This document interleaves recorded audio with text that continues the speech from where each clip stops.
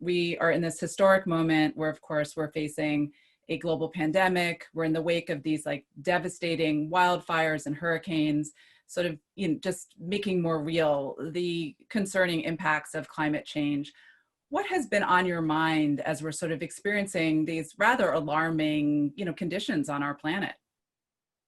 Well, what's been on my mind is how tragic it is that basically we've brought all this on ourselves because we have absolutely disrespected animals and the environment. And so when it comes to the pandemic, we destroy habitats, we push animals into closer contact with people in some cases. And this can create a situation where a pathogen can jump from an animal to a person and may create a new disease, a zoonotic disease. Then we hunt them, kill them, eat them, we traffic them, we send them to be eaten or as medicine or sold as pets to the wildlife markets in Asia. We sell them in the bushmeat markets in Africa. We imprison billions of animals for us to consume in these intensive agricultural animal farms known as concentration camps for animals. And in all of these situations, we create this perfect environment for a virus, in this case, COVID-19, from a wildlife market in Asia to jump from an animal to a person. And of course, this pandemic has caused suffering, loss of life, loss of jobs, economic chaos all around the world. But at the same time, going on for some time now, is a worse crisis, and that's climate change. And scientists, yes, they predicted the pandemic, and for years they've been predicting this change in world climate and weather patterns. And because it's always been the environment losing out against the need for global economic development, the bottom line, the GDP. And we can't go on like this. We brought this on ourselves. No, absolutely. And of course, you know, you also just reference the fact that animal agriculture, the abuse of animals, these live animal markets, all of these ways we've sort of been, you know, just abusing our fellow animal friends. And I've, you know, heard it sort of said that there's sort of this speciesism, this sense that somehow humans think we're superior, we're more important, you know, than animals. How does that factor into this? And how can we sort of change that thinking? Well, it does factor into it. You know, believe it or not, but in the early 60s, when I was sent to Cambridge to do a PhD, never having been to college, I'd been with the chimpanzees about 2 years. And I was nervous going to Cambridge in the UK, and shocked when the professors told me that I shouldn't have given the chimpanzees names. Numbers were more scientific. I couldn't talk about personality, mind, or emotion because those were unique to us. But fortunately, I had a wonderful teacher when I was a child. You see him there, my dog, Rusty. And he had taught me that in this respect, the professors were absolutely wrong. And I was able to stand up to them. And luckily, chimps are so like us biologically, closest living relative, that with my descriptions and my husband, Hugo van Lawick, his film, science literally had to admit that we are not the only beings on the planet with personality, mind, and above all, emotions. So that opened the gate into a new consideration, a new understanding of other animals. So today, because science has opened its mind to this, you know, we're learning more and more about animal personality, animal mind, the intelligence of animals. We're being amazed all the time. And certainly animals can feel fear and distress and pain. So all of these animals I was just talking about, the ones that are trafficked, shot, killed, eaten in the factory farms, in the wildlife markets, they're individuals with personalities, with feelings, not just animals out there. And this feeling that just because we're eating animals, therefore they're different. They're not different. And pigs can be more intelligent than dogs. Mhm. And in addition to just, sort of just not recognizing our interdependence with our animals, we of course share this planet with them. And you often speak about the fact that we have become, sort of so disconnected from our environment that we don't sort of see ourselves as part of this very, integral part of this delicate ecosystem that of course unravels when you don't see it that way. So, how have we sort of lost touch with this, and how can we restore it? Well, we've lost touch, particularly today, because so many people live in a virtual world. They're not spending time out in nature. When I was a child, there wasn't even television, let alone computers and cell phones. I spent all my time outside watching the birds and the squirrels and the other animals, the insects. And today, kids are on their cell phones. And it's tragic because we now know it's been scientifically proven that nature, green, singing birds, leaves, flowers, is essential for really good psychological development for young children. Mm-hmm. And, it's been also proved that if you start greening a very disadvantaged area of a city with those high crime rates, as you put in trees and shrubs and flowers and birds come back, crime rates drop. So it's just very tragic that we've got so isolated in our little bubble of making money, and that we've stopped thinking about our relationship to the natural world, and yet we can't. We're part of it. We depend upon it. Yeah. I mean, one of the things I've been thinking about is sort of like, what is Mother Nature trying to tell us? What lessons can we at least learn, can wake us up during this time? And one thing that I think about is that, do you think that experiencing this moment where, of course, people are being affected by COVID-19 across all of these very false divides, race, class, gender, across national boundaries, where we can really be forced to see ourselves as the truth of who we are, sort of one family, here on this, home planet, Earth? Well, yes, that's true in a way, but when we think of the different access to medical treatment that different people have, there is still discrimination. It's much, much easier for an affluent person in the United States, for example, to have access to emergency treatment than it is for somebody from a poor community, particularly if they're Black. And so this discrimination is still deeply embedded, even though, the disease doesn't care who it attacks, but it has more chance of harming the disadvantaged, I think. And one of the things that you just pointed out too, because I do think this time is also really revealing all of the cracks in our systems, all of the inequities that there are. And to me, it seems like a unique opportunity to also just, sort of reboot. What is sort of your most aspirational vision of what a more positive, harmonious world would look like? And what paradigm shifts of, thinking and behavior would you most want to see? Well, first of all, I think we have to change this. It's always, if a new development is proposed, a new shopping mall, a new road, a new dam, a new whatever, and maybe that can lead to environmental destruction. That is less important. More important is this bottom line. And that has to change, because as we destroy the environment, Mother Nature is actually screaming for help now. And as we continue to destroy nature, we're destroying the future of our children, let alone the health of the planet. So before lockdown, I was traveling 300 days a year around the world. And I saw with my own eyes what was happening. I stood in Greenland with Inuit elders. I watched that great ice cliff, water pouring out, icebergs breaking off. And they said, well, even in the heart of summer, this ice used not to melt, and this was spring. And I met people who'd had to leave their island homes because at high tide, they were unlivable, especially in a storm, because sea level's rising. Partly because of all the ice melting, and partly because as the waters heat up, they expand. And, I've seen the aftermath of the terrible hurricanes the typhoons, the flooding, the droughts, the terrible, terrible droughts.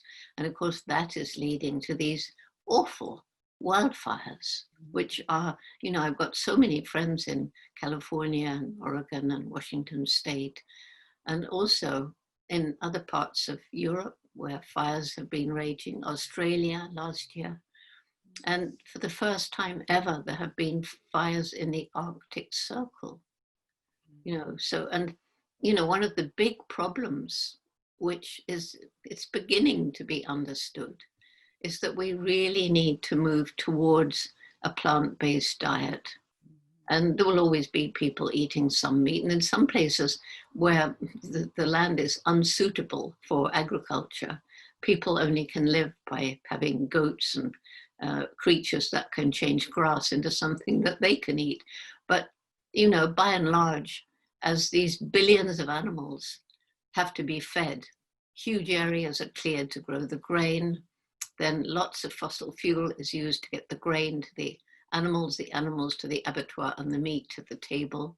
Water, which is becoming scarce, fresh surface water in some parts of the world, an awful lot of water is used to get vegetable to animal protein. And then on top of all of that, all these billions of animals are producing methane gas, which is a very virulent greenhouse gas. So people are thinking about controlling emissions. Yes, to mitigate climate change, we must control emissions from fossil fuel, but also the methane from all this animal agriculture is another really important aspect. So it's something we can do is eat less meat or no meat, or be a vegan even. As long as people do something and think about it. Mm-hmm. Well, I just want to let you know my whole family is vegan, which I was encouraged to do by my two daughters for those very reasons that you just outlined. So, well, with all the concerning things that we face right now, I do feel like there is growing awareness about environmental issues, about societal issues on a level that I haven't seen in a while. What are there signs, you know, positive signs that give you hope that you see right now amongst all of the alarming, you know, sort of, you know, issues we face? Well, I see many signs of hope. And, you know, I think there's a window of time we can mitigate climate change. I think during the height of lockdown, people living in big cities for the first time had the luxury of breathing clean air because of the factories that were shut down, the less traffic on the road. They could look up at the stars and see them shining brightly, not through a haze of pollution.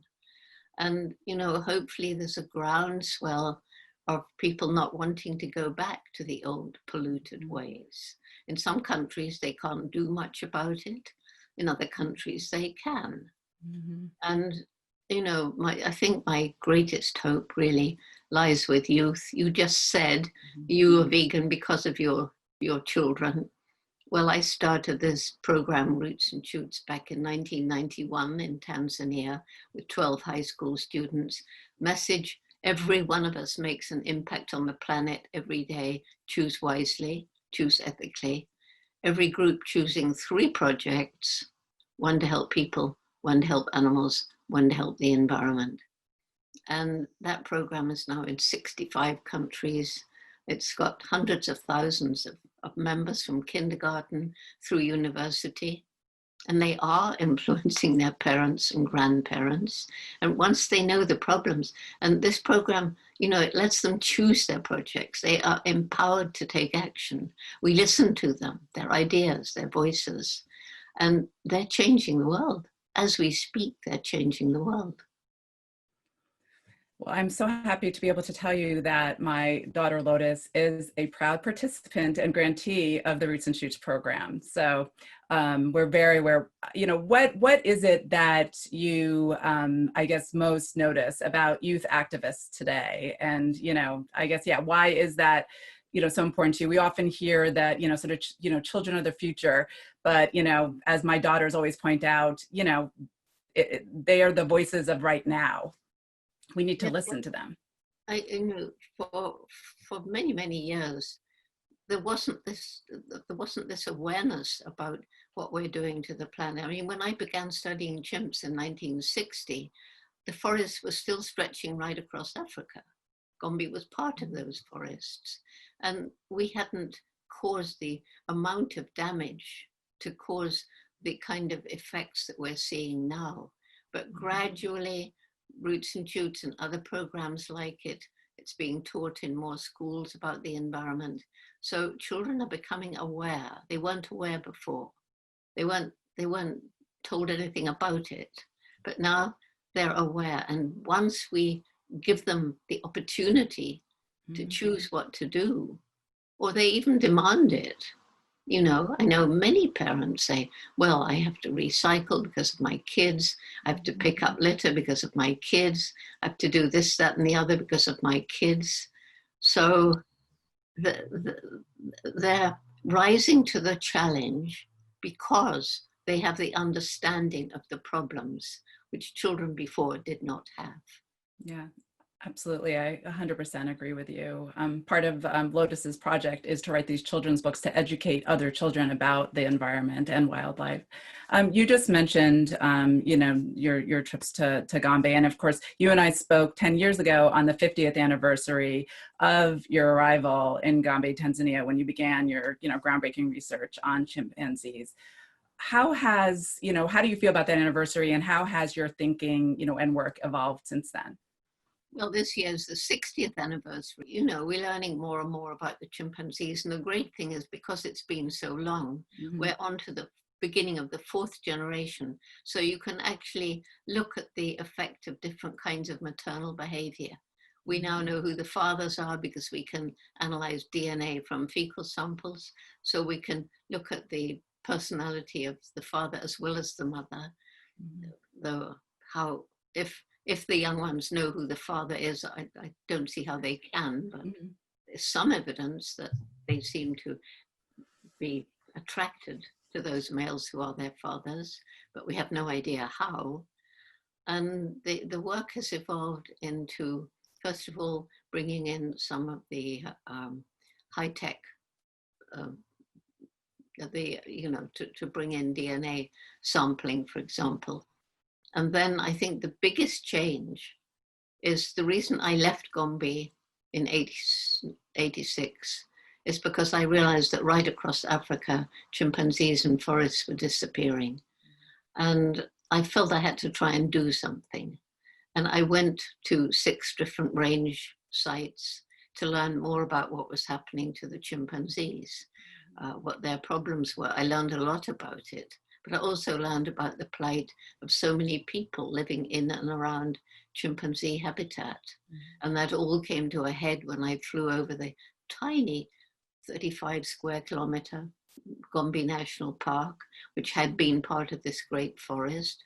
I looked down in 1990 and saw a little island of forest surrounded by completely bare hills. More people living there than the land could support. And that's when I realized, if we don't help these people find ways of making a living without destroying their environment, we can't even try to save the chimps. And we began, the Jane Goodall Institute began our method of community-based conservation, which we call Take Care or Takari. And it's very holistic, not time to go into it.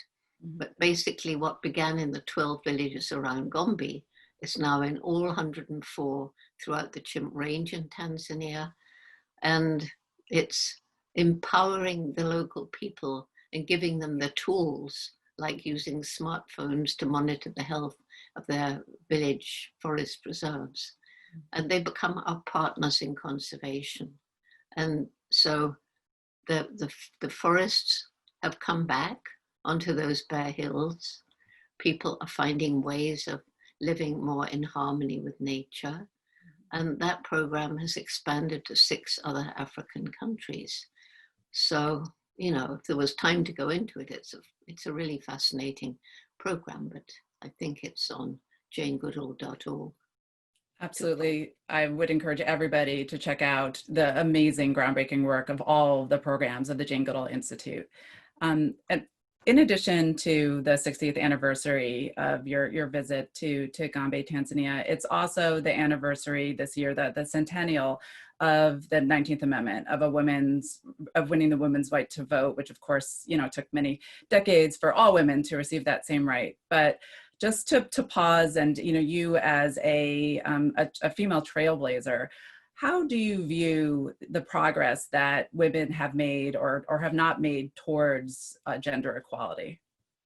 Well, it very much depends on the country that you're in. Some countries are much, much further, more advanced than others. And, when I was 10 years old, I dreamed of going to Africa, living with animals and writing books about them. And everybody laughed at me. How will you do that? You don't have money, Africa's far away, and you're just a girl. Mm. But I have this amazing mother. She's always with me still. And she just said, if you really want something like this, you're going to have to work really hard, take advantage of every opportunity. And then if you don't give up, maybe you'll find a way.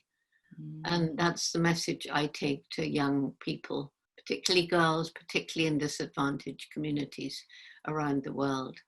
So I have seen enormous change in the developed countries, yes, but in Tanzania, for example, women now, we're providing as many scholarships as we can to keep girls in school. Other organizations are doing the same.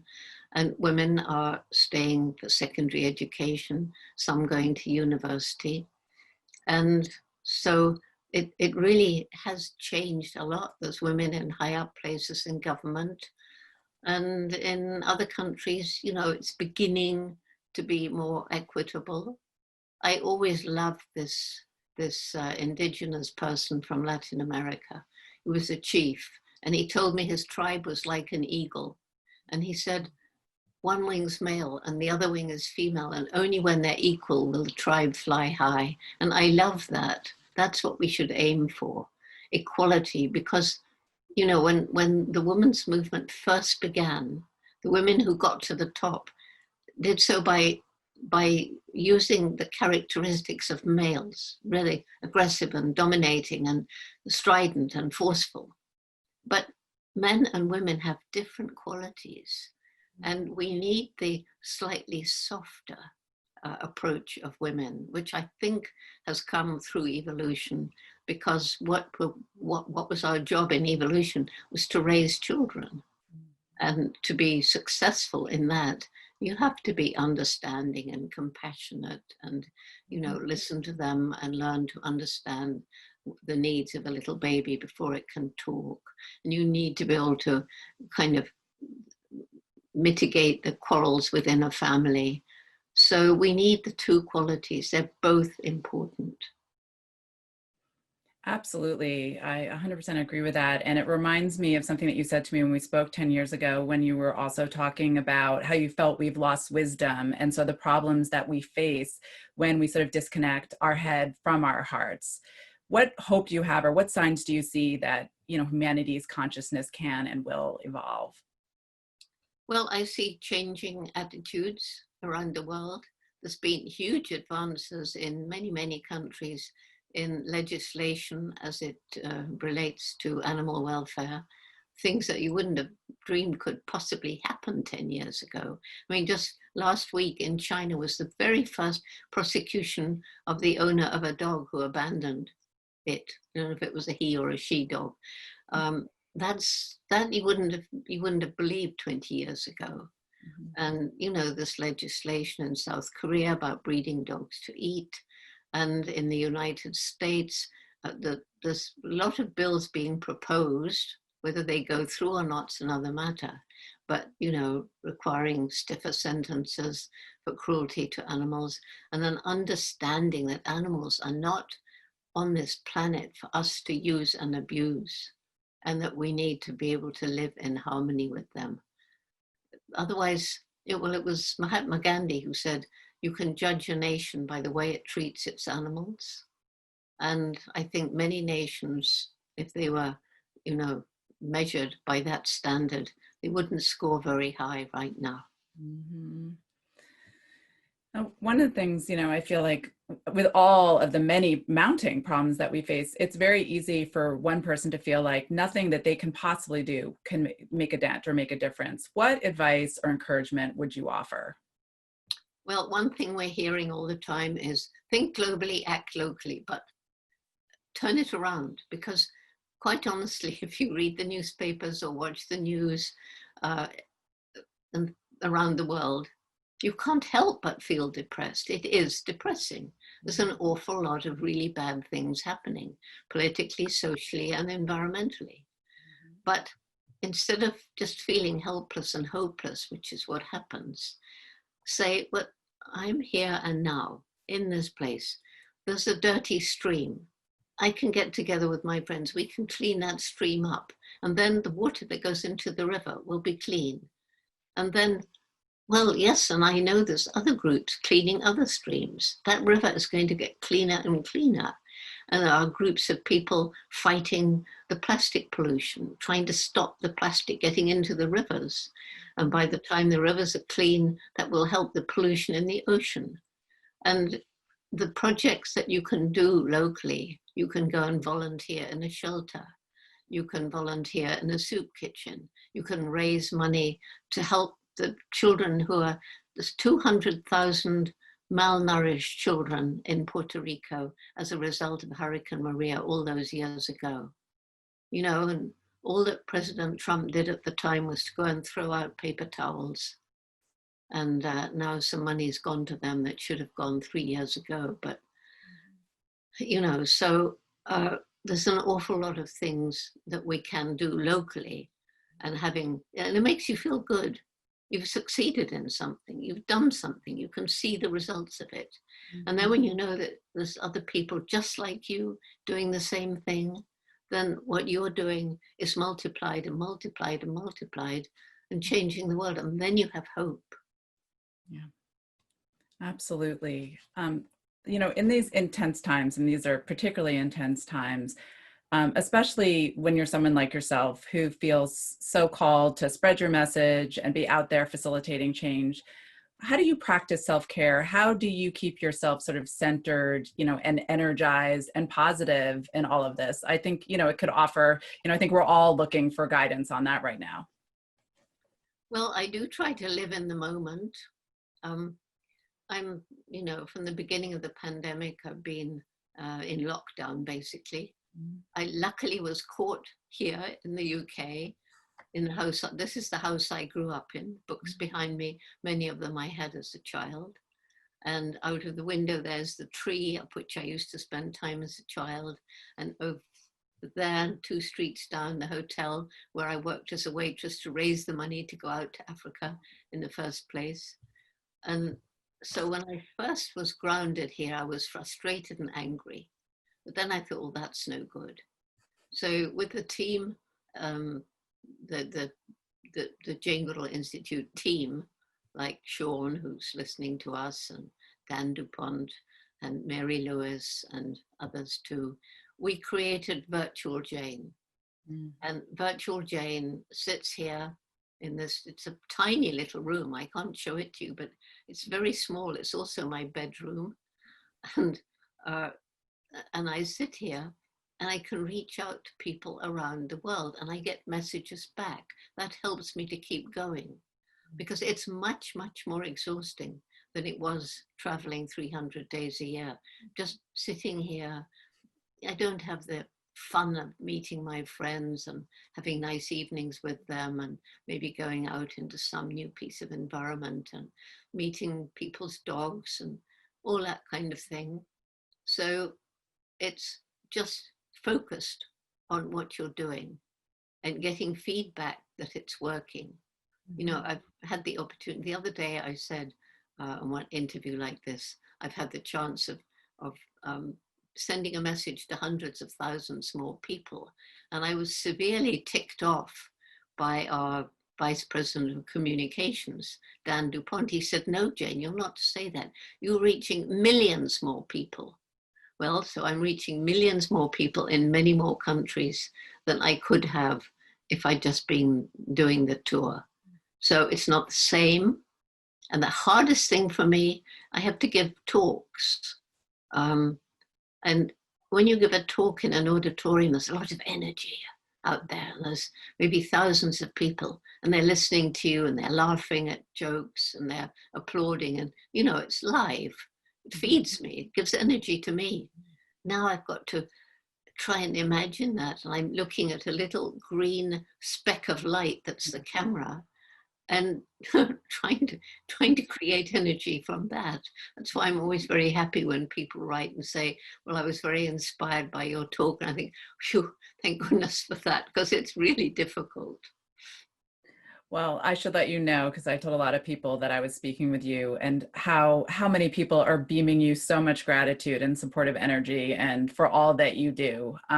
So as a last question, you know, you're this historic trailblazer, you're a role model, you have done so much transformative work and positive change in the world. What do you hope your legacy is, and what is the enduring message that you hope to pass on to future generations? Okay, well, I think there are two bits of legacy that I want to leave. You know, in addition to creating an endowment so that the work in the different, we've got 24 Jane Goodall institutes, as well as roots and shoots in 65 countries. And I don't want the work that we're doing, which really, really is making a positive impact. I don't want that all to dissipate when I go. So there needs to be an endowment that can support a small group when it's in difficulties and can't raise its own money. But that's separate. The two things I really am hopeful that will be thought of as my legacy, one is starting Roots and Shoots, because that is changing lives. And the other is helping people, including scientists, to admit that we're part of the animal kingdom, so that we look at animals in a different way and treat them more humanely, more compassionately. Those two things. And the most important message is what I've said, to remember that every single day, every single one of us makes an impact on the planet, and we can choose what to buy, what to wear, what to eat, unless we're in real poverty. And we have to alleviate poverty, because if you're really poor, you're going to cut down the last trees because you've got to grow food to feed your family. You're going to fish the last fish for the same reason. If you're in an urban area, you're going to buy the cheapest junk food. You can't afford to say, did its production harm the environment? Was it cruel to animals? Is it cheap because of unequitable wages paid to people? You just have to survive. So we have to alleviate poverty. We have to think about each of our environmental footprints every day. And we do have to actually admit that right now there's 7.2 billion of us. Already we're using up natural resources in some places faster than nature can replenish them. They're saying there's going to be closer to 10 billion in 2050. I don't know what's going to happen, but we can't just ignore this. And just to mention it is sometimes seen as, I don't know, it's perceived, I'm told, as condemning people living in poverty who actually are not responsible for the climate change that we, the affluent, are causing. It's nothing to do with that. And it's just that as we raise people from poverty and they all yearn for the unsustainable lifestyles we have, what's going to happen? That's just, I don't know. Yeah. Well, and just, you know, to leave it on note, what is your one last message or call to action?